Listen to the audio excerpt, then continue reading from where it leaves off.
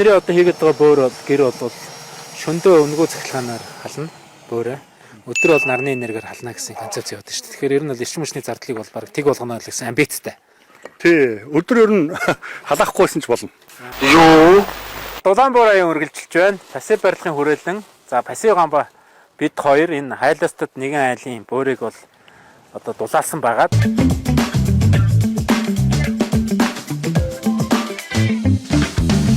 тэгээд маш олон хүмүүс гэрийнхээ бөөрийг дулаалъя, дулаан бөөр хий. Яаж хийх вэ? Аргын заагаад өгөөч хэдэн төгрөгийн материал орох уу гэд маш их хүмүүс асууж байгаа. Ямар материал орсон тухай та бүхэнд хэлье. Энэ цэнхэр хөөс 80 ширхэг орсон. 2 давхар те 10 см-ийн зузаантай 2 давхарсан 80 ширхэг хөөс. За энэ бол нэг 400 орчим мянган төгрөг бол тийм байлээ. За тэгээд нэг 10 шуудаа цемент орсон. 50 кг-тай 10 шуудаа цемент. За 2 куб буюу нэг портер гараа. Портер жоох илүү хайраг орсон. За ингээд цемент нь 230 мянга, хайрга нь нэг 150 мянгаар авсан. Ингээ бодохоор ерөөхдөө нэг 700 орчим мянган төгрөгийн материал орж байгаа. За мэдээж энэ юун дээр бетоныхаа дотор бол бид нөгөө цутгалтын тор хийж өгсөн. За тэгээд нэг шахдаг бас 2 3 ширхэг гих мэтлэн ийм материал болсон. Эдгээр материал нь бол нэг 800 орчим мянган төгрөгийн материал одоо орж байна. За тэгээд энэ бөөр дулаалахын ач холбогдол тэгээд энэ ер нь бөөрийг яавал маш сайн дулаахан болох юм бэ гэдэг талаар манай пассив гамба инженер. Хамгийн гол юм энэ дээр бол анхаарах хэрэгтэй юм ерөөсөө дулааны гүр. Дулааны гүр. Тий. Одоо ингээд манайхан яадаг вэхээр бетон цутгахаараа пилат лавчаад ингээд хаягаар гаргаад цутгачдаг. Тэр чинь өөрөө ингээд дулааныг дамжуулах, дотоос дулааныг зөөж гаргах юм элемент болдог учраас ингэж хязгаарлаж өгнө. Энэ маш чухал ойлголт. Энэ хажуу талаараа бетон ч өөрөө гадагшаа шороотой ч юм уу, агаартай ч юм уу ингээд шууд сүргэлцэж байгаа тохиолдол ерөөсөө энэ дулаахан шал болохгүй. Тий. Хэрвээ шал цутгаж байгаа тохиолдолд шал цутгахгүй бас тохиолдлууд байж болно, тийм ээ. Хөөсөө сайхан ягт чигжүүд эвсээд дээр нь шууд паркет дэвсээд ч юм уу шал модон шал хийж бас болно. Тэгсэн тохиолдолд бас дулааныг үүргэх магадлал багасна. Энэ бетон ч өөрөө дулааны аягүй хурдан дамжуулдаг учраас энийг ерөөс нь гадагшаа ил гаргаж болохгүй. Одоо хөөхтэй хөл ил одоо цохоц явдаг тийм байж болохгүй гэсэн үг байхгүй. Тийм учраас гадуур нь гэж босгож хийгээд байгаа. Одоо дулааны гүүрийг одоо бүр энэ дээр ингээд тайлбарлая л та хоёлаа. Тий. Бидний хийсэн улны дулаалга энэ байна тийм ээ. 10 см. Тий. Улны дулаалгатай энэ хаяаны галан засгийн тойрсон дулаалга бол үргэлжилж ингэж байх хэрэгтэй. Аа. Үргэлжилж байна гэдэг нь юу гэсэн үг вэ? Энэ бетон өөрөө гадагш орчинтой харьцахгүй байх хэрэгтэй. Харьцах юм бол ерөөсөө гадны температур хасах 30 градус тийм. Дорхноо энэ бетон чи хөрөөд хамаг дулаан алдчихна. Одоо ийм дулаалга байхгүй ингээд энэ бетон ингээд гачаа гарч ирэх юм бол энд үүссэн дулаан энүүгээр гачаа явна гэсэн үг. Дээрээс нь дахиад одоо цутгалт хийж гин 5 см орчим дулаан цутгалт. За тэрэн дотроо бас кабель халаагуур суулгаж өгсөн байгаа. Орой 6-7 цагийн үеийн тэр нөгөө оргил ачаалд тийш оролцохгүйгээр энэ ч өөрөө дулааны батарей гэдэг утгаараа тодорхой хэмжээнд тус дулааны удаан хадгалах зорилгоор бетон хийж байгаа шүү дээ. Тэгээ энэ хөөсөн цэцэр чи өөрөө ингээд жижиг сэжгээр ирдэг. Тэнгүүт ингээд завсраараа зай гарчихсан байж тэр завсраар нь бетон гоожих юм бол ерөөсөө тэр чин дулааныг бас дамжуулна гэсэн үг тий. Хөрсний чинь улан дор нь хүйтэн байж байгаа.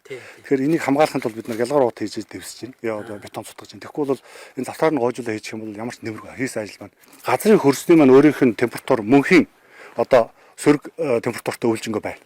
Мөнхийн тий. Өдөр болоод ташаал гэрийн бүрээс бол өдөртөө заримдаа ингээ эвэрлээ те нэмэх градус ордог зулаахан байдаг.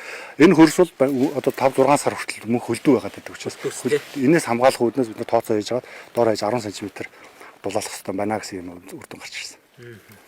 За одоо ингэж штэ зарим айлууд ингээд ингээд өндөрлөөд энэ дээр ханаа бариад байгаа штэ. Хайруулж болоох юм тоосгороод. Тэгэхээр энэ болоог тоосох чинь эндээ байх юм уу? Энийгээ бас дулаалах хэрэгтэй шүү дээ. Тэгэхээр. Тий. Одоо бол ханы шир энэ дээр ирэх хэрэгтэй. Ханы шир бол бетон дээр ирнэ. За энэний гадуур нь дулаалга маань явах хэрэгтэй. Зайлшгүй. Энийг болдог бол бүр 2 давхраар нь явмаар байна. Хамаагүй. 10 см. Тий. Тэгээ энийхээ гадуур нөгөө галын хамгаалалт байна уу, хулганы хамгаалалт байна уу, тусчигны хамгаалалт юмнуудаа гадна талаар нь хийж өгöd. Тэгээ дээрээс ирж байгаа эсгийн маань, туурга маань энтэйгээ уулзж өгчих хэрэгтэй.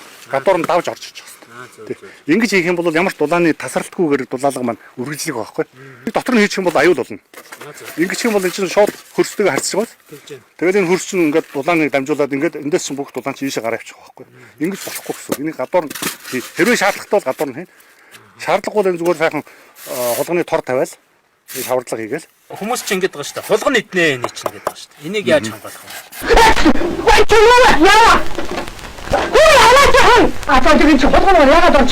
Харин тийм хулганы гадуур нь одоо хамгаалтын гэх юм бол гадуур нь тор тавьж байгаа шавардна гэсэн үг шүү дээ. Тор, нарийн тор тий, төмөр тор. Төмөр тор тавиад энийг одоо ороод шаварддаг юм уу?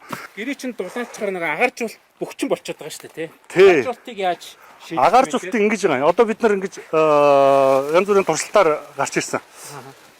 Гаднаас байнгын цэвэр агаар гэрт нэмж оруулж явах хэрэгтэй. Тэгээ өгч байгаа агаар маань өөрөө шүүлтүүртэй. Гаднаас ингэж орж ирэхдээ нөгөө хепа шүүлтүүртэйгээр орж ирэх юм төхөөрөмж бид нар хийж байгаа байхгүй юу? Энэ айлт. Одоо жишээлбэл 100-ын хоолойн дотор ингээд бетон дотор болцсон байгаа. Энэгээр байнгын цэвэр агаар шүүлтүүртэй орж ирж явах хэрэгтэй. Тэгснээр нөгөө дотор агаарын чанар хамгаалагдана. Тооноор бид нар гардаг нөгөө яндангаар гарч явдаг тэр дулаан агаарыг зогсоочж штэ. Галт төлөхгүй гэдэг. Битүүмлээ хийчихээр гэр агаар хэрэгтэй болно. Тэр нь өөрөө пассивны агаар буюу одоо ингээд өөрийнхөө урсгалаар орж ирээд дотор агаарт бол нөлөөгүй айгүй цэвэр агаартай байна. Тэр энэ дулаан солилцоортой нацаас энэ дээр дулаан солилцоортой агааржуулагч тавигдана гэсэн үг. Тий. дулаан солилцоо. Монгол гэр уул нь бол натураар айгүй хурдан халж хурдан хөрдөг юм хийцэлтэй байхгүй дулааны маш багтай. Гэтэл бидний одоо сүүлийн үед хийж заншснараа шууд шалан дээр шорон дээр бетон цутгаад тэгээд дээр нь гэрээ барьцдаг энэ болчихсон чинь доороос нь модон шал дулаалга байхгүйгээр ингээ хийгээд ирэхээр яаж ирэхээр гэр халах гэж айгүй уддаг болчихсон. Айгүй урдтай ингээд халж байгаа юм шиг боловч ерөөсөө тэр хөлдсөн хөрс чинь тэр чигээрээ шалчин өөрөө хөлдөө байгаад байдаг байхгүй. Тэгээ энийг гисгэхийн тулд бид нар маш их нүүрстүүлж байна тий. Энэ их зовлонгоос ангиж ярахын тулд яах вэ гэхээр ерөөсөө тусгаарлаж өгч. Шалаад дулаална гэдэг чинь ерөөсөө унсан зорилго тэр. За агааржуулт тийм байна. За тий. За энэ цугаагаад байгаа утас ямар учиртай байна? Энэ бол манай фишинг гэсэн үг. Энэ тий шалман тий маш сайн дулаан хамгаалттай ингээд фишинг ингээд бид нар ингээд босоо хийдэг тий. Тэр бол ингээ орон зай эзэлдэг учраас гэр дотор зай багтаа учраас шалаа одоо тий нэгэнт цутгаж хийж байгаа бол энэ дотроо бид нар халдаг кабель хийчих гэсэн. Тий. Халдаг кабель бол 30-аас 40 градусаас илүү халахгүй энэ тохиргоотой. Тэгээд энэ одоо халсан шал маань өөрөө ингээ бигнээд баг багаар вариацийн гаргаар баг одоо төөнөх маягаар явна гэсэн. Өндөр халахгүй. Өндөр температур халах юм бол хүний эрүүл мэндэд хортой. Тийм учраас температурын хязгаарлалт хийж өгнө. Хоёрдугаар энийг тэжээл нь болохоор нар байх. За өдөр нар. Өдрийн цагаар нараар халаагаад Тий. шал маань өөрөө гэж жишээлбэл 30 градустай халтсан юм шал маань өөрөө нийт 20-с 30 кВт цагийн эрчим хүчийг дулаан хоригдлуулна. Энэ нь өөрөө орой оргил ачаалд оролцохгүй. Орой одоо бид нар хоол хийж явах үед ингээд даардаг шүү дээ. Тэр даарах нөхцөл байхгүйгээр гал одоо фишинг зуухны оронд энийг одоо санаачлж хийж байгаа. Тэгэхээр энэ бидний хийсэн бөөр бол шөндөө энэ бетон маань бол шөндөө төвийн цахилгаанаар хална. Шөндөө бол халаж нэмж халаж болно. Тий, нэмж халаж болно. Өдөр бол нараар халаана гэсэн ерөнхий концепц явж байгаа шүү дээ, тий. Тэгээ оргил ачаал буюу 6 цагаас 10 цагийн хооронд бол нарч байхгүй, шөнийн цахилгаанч хэрэггүй. Энэ маань бол дулаан хадгалсан байх учраас халаана гэсэн ийм тооцоотой явж байгаа. Гэхдээ айл болгон заавал ингэх шаардлага байхгүй. Тэгээ энэ айлын халаагуурын системийнх нь чадал нь бол 2.3 кВт. 2.3 кВт-ийн систем баггүй юу? 2.3 кВт-аар ерөнхийдөө нэг өдөртөө нэг 10 цаг халаахад л энэ гэрийн дулааны ачааллыг бүрэн хангаж байгаа. Айлууд бол жишээлбэл заавал ингэж хийхгүйгээр ердийн халаагуур тавих юм бол заавал нөөцлөртөө тавиасаа гэж зөвлөж байгаа. Нөөцлөртөө халаагуур. Тий. Оройны оргил ачааллын үед тогны хүчил мууц одоо энэ жишээл захын дүүрэгт бол ингээд тогны хүчил чинь 160 180-тай ижиж байгаа шүү дээ. 180 вольттай. Ийм тогоор юм халаана гэхээр хүчирдэггүй. Тэгээд тэр нь 100 оруулж ирмээр байдаг. 100 оруулж ирэхгүй тул яах вэ гэхээр тогтмол жигд 2.3 кВт багахан чадлаар тогтмол 10 цаг энэ халаачих юм бол энэ чинь өөрөө гэрийн чинь бүх дулааны хэрэгцээг бүтэн 24 цагийн үед хасах 35 градустай үед хангаж байж байгаа. Би бол 2018 оноос хойш туршиж байгаа. Үр дүн гарах ганц нөхцөл нь бол ерөөсөө яндангаа буулгах. Хэрвээ яндантай байх юм бол гэр айгүй хурдан хөрнө. Халсан агаарч тий. Яндангийн агаарч чинь яндангаар ч уул нь бол халуун агаар хоригдож явах хэвээр. Тий одоо халуун утаа уур. Гэтэл яг бидний халсан агаар, ашигласан агаар бүх юм дээшээ зүгээр соргиж идэг тий.